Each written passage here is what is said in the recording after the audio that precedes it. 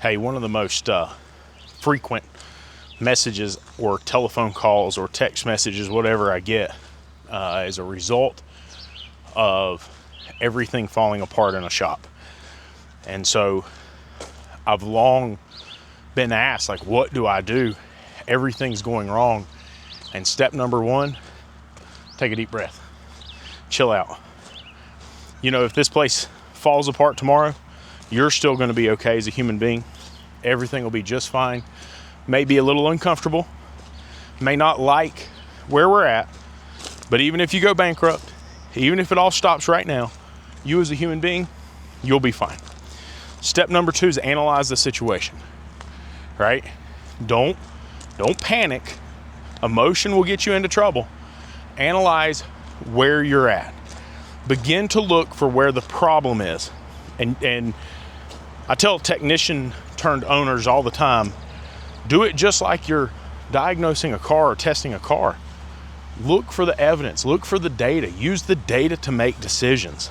And if you don't know how to get that data, if you don't know what that data is, if you don't know what the benchmark for that data is, it's probably a good idea to consider hiring a coach, joining the ASOG mastermind, getting some help somewhere. Come into the group and ask, but don't just freak out and stall, right? We hear people talk all the time about analysis paralysis, where they get in looking for the data and the data does not make sense to them. They can't get things to do what they want them to do. They just freak out and they lock up. Don't lock up. Don't freak out. Slow the heck down. Second of all, do not freak out on your people. A lot of times as repair shop owners, when things aren't working, the first thing we do is we go freak out and we're looking for anybody at all that we could blame for these problems. Problems don't need to be blamed. Problems don't always even have an explanation or a reason. So don't freak out on your people, right? They're out here working, trying to make it work just like you are. If it's not working, chances are it's your fault. It's because you've not given them the guidance. You've not given them the direction that they need. And so by not freaking out on them, you can avoid alienating the people who are going to help you solve the problem. So don't freak out on your people either.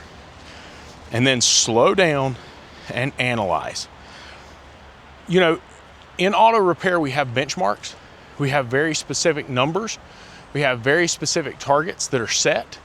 And those numbers and targets give us fantastic perspective of what's wrong in a shop. You talk to Cecil Bullard, he'll tell you right away that he can look at a P&L and he can look at your report from your shop management software and within minutes know exactly what's going on with your business. So it may just be that you need that outside perspective. You need somebody else who can look at this and give you better data, better information. But the key is to not panic and to not overreact. That will solve 95% of the problems that you face in the automotive business, I promise. It's my opinion anyway. Y'all have a good night.